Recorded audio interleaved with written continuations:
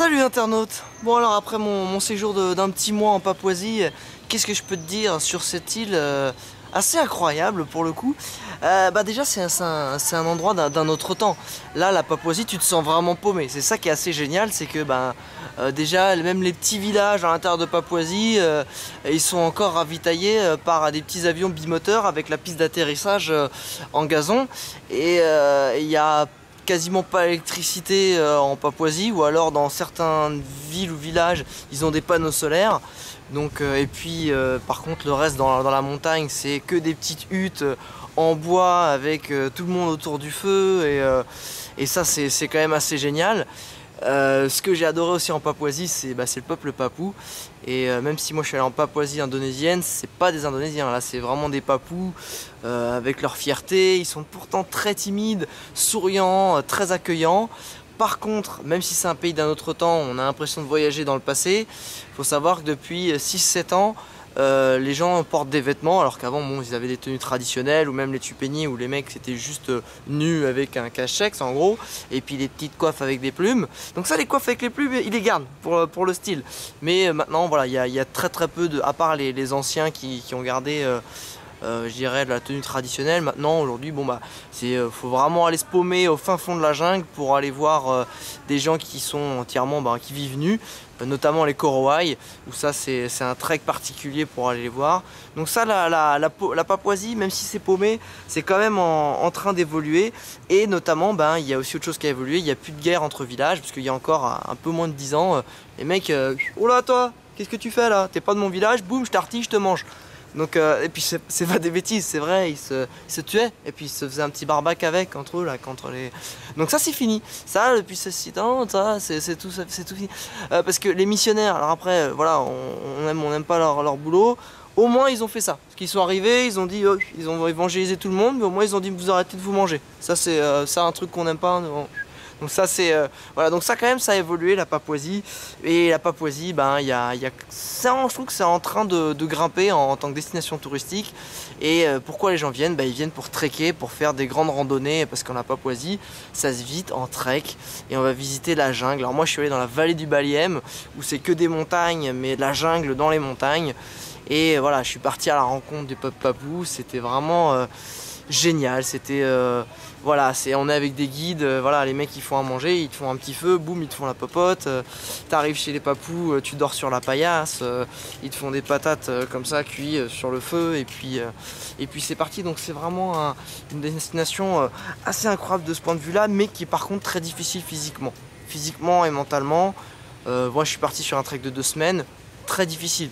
Là où j'étais en tout cas, c'est une jungle donc de montagne, donc c'est entre 4 et 7 heures de marche par jour, enfin en fonction.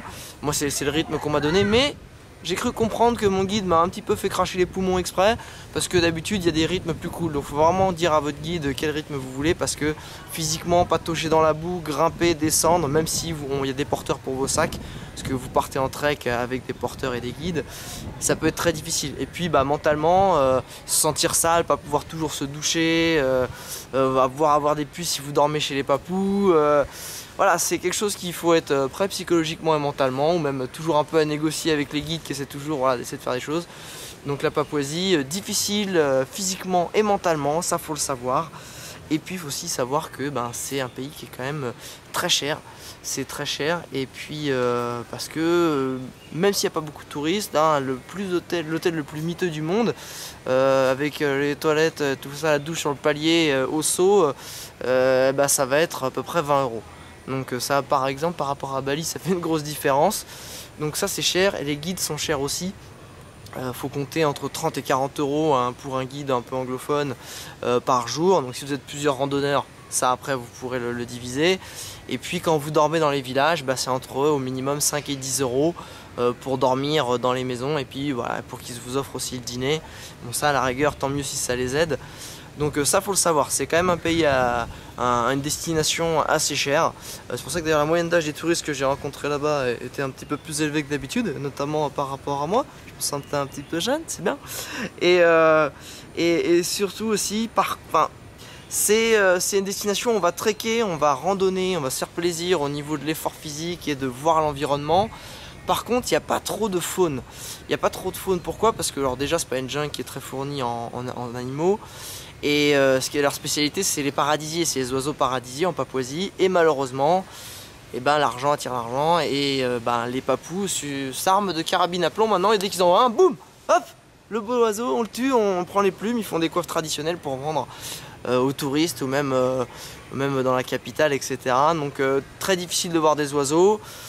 Il y a beaucoup d'orchidées aussi par contre, mais malheureusement, je sais pas si j'étais à la mauvaise période ou quoi, elles n'étaient pas en fleurs, donc j'ai pas eu de bol. Donc j'ai été par contre un peu déçu donc par ce manque de faune et de flore, de diversité, je dirais, que j'ai pas trop vu, et que même si la jungle était magnifique, ça manquait parfois un petit peu de couleur à mon goût. Mais sinon, la Papouasie, c'est une destination assez extraordinaire. Je pense que pour une même expédition en Afrique ou en Amazonie, vous en avez quand même pour 2 à 3 fois moins cher. Vous êtes vraiment paumé. Moi, j'ai vu 0 touriste. Il y a vraiment des gens authentiques qui vivent encore à la façon traditionnelle. Et c'est vraiment un dépaysement le plus total, et vous serez vraiment très accueillis. Et voilà, il faut en profiter pendant que c'est encore ce côté authentique, parce que malheureusement, la Papouasie, il faut savoir, ils sont en train de commencer à déforester énormément leurs belles forêts, leurs beaux arbres. Donc profitez-en pendant qu'il y en a encore, parce que dans le reste de l'Indonésie, ça a pris une sacrée claque. Donc la Papouasie est encore préservée, mais moi j'ai vu une déforestation qui s'accélérait à grands pas. Donc allez-y, profitez de la Papouasie, et si vous voulez découvrir cette destination, préparez-vous à affronter la jungle.